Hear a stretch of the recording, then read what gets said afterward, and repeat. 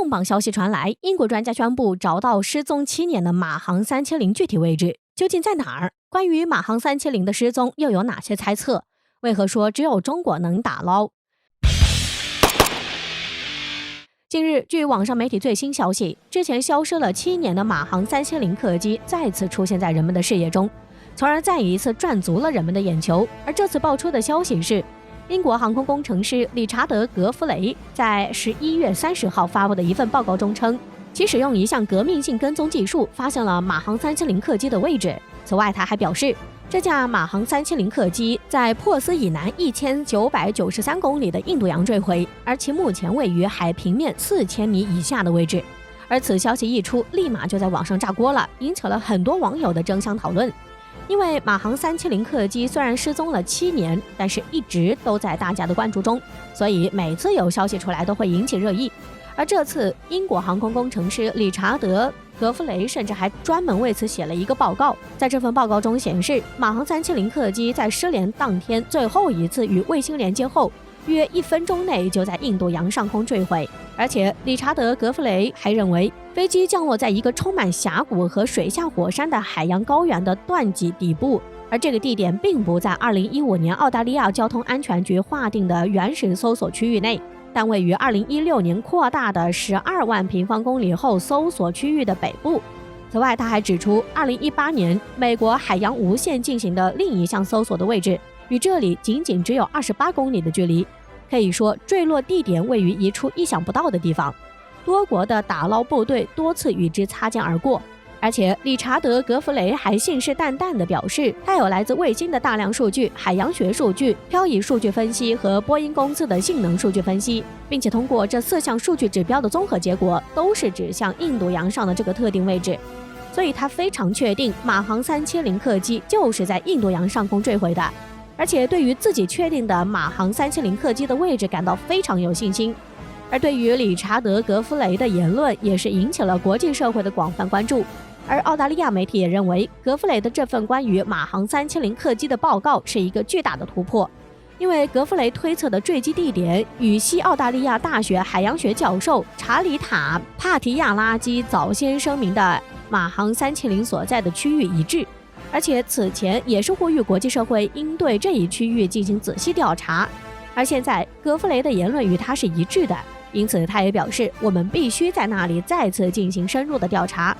那么，理查德·格弗雷的言论真的预示着消失7年的马航370客机真的重见天日了吗？马航370客机消失的真相即将浮出水面吗？我们先来回顾一下马航370客机坠毁事件。2014年3月8号凌晨，马来西亚吉隆坡国际机场，马航370客机正在为起飞做准备。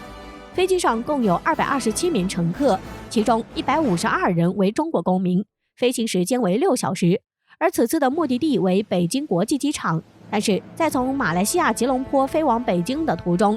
马航370客机在没有遭遇任何的外力撞击的前提下，竟然神秘的失踪了，而且完全没有任何预兆，就这样离奇的失踪了。而此时的马航370客机上，包括有飞机上227名乘客与12名机组人员也全部一起失踪了。而就在马航370客机被宣布失踪后，包括中国、马来西亚与澳大利亚等国都组织救援队进行打捞工作。然而，通过几年的打捞努力，却仍然无法找到马航370客机的失踪位置，因此也就使得马航370客机的失踪成为世界航空史上最大的谜团。而后面就是接踵而来的对于马航370客机失踪各样的猜测和各样的阴谋论，一时间也成了人们一直关注的大事件。而且每年都会有消息传出，报告马航370客机的最新动态以及关于马航370客机的最新结果。但是这些消息也许都不具备权威性，也都是媒体的自我臆测，而且也是完全站不住脚的，并且这也只是这些媒体为了吸引眼球而进行的自我臆测，所以有的也只是一些无稽之谈。而对于马航370客机真正的失踪位置，也都是避而不谈，从而给人营造出一种阴谋论的感觉。那么很多人也是在猜测，马航370客机可能是由于机长的操作不当，因为机长自己过于疲劳，所以将飞机交给自己的副手来操作，从而使得飞机在发生故障时也是没有正确的应对方式，最终才导致了马航370客机的坠机事故。不过，又有分析认为，在飞机失踪前，机长主动切断了飞机与地面的通讯信号，因此猜测机长可能是由于感情问题想要自杀，并拉着一飞机的人陪葬。还有猜测认为，当时这趟航班上坐着数位中国的芯片专家，因此被美国人给盯上了。美国军队发射导弹将其击落，并掩盖了航班的行踪。当然，所有的猜测在没有充分证据的时候都不能作为准确的报道。事实上，关于马航370客机坠毁事故的主观猜测还有很多。不过，最终马航370航班失踪的真相如何，可能还是需要有专业的团队去进行实地勘测，而且还需要有更加先进的装备予以支持。而对于理查德·格弗雷所提到的新技术，还真的是十分需要。而要揭开马航370失踪的真相，最重要的还是要找到飞机残骸以及黑匣子。本来说7年过去，希望已经越来越渺茫了，但这一次英国专家的发现，给揭开马航370谜团带来新的突破口，无论如何也值得一试。那么又有哪个国家能承担打捞任务呢？毫无疑问，这个国家只能是中国了。我们知道，马航370航班上的乘客绝大多数都是中国人，所以中国是最有必要知道真相的。而据消息称，多年以来，中国正在这方面进行研究探索，助力马航370客机真相的揭开。中国并没有放弃对马航370的搜寻工作。另一方面，技术也是很重要的因素。要知道，深海打捞绝对是一项技术活，一般的国家还真搞不定。既然马航370可能位于深海4000米的海底，那么这片区域绝对已经算深海区了。要知道，这个区域连核潜艇都是禁区，美国核潜艇最大能下潜600米，俄罗斯的最大能下潜1200米。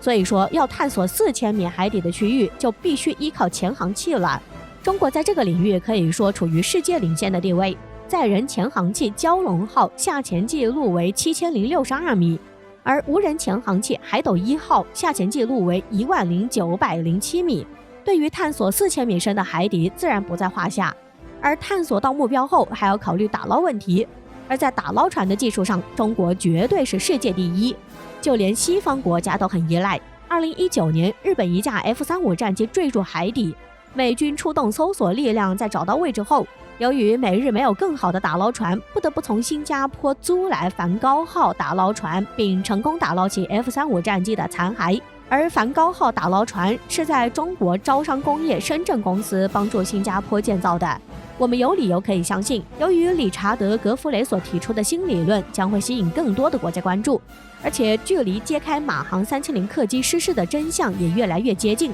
而中国在这一方面肯定也是义不容辞。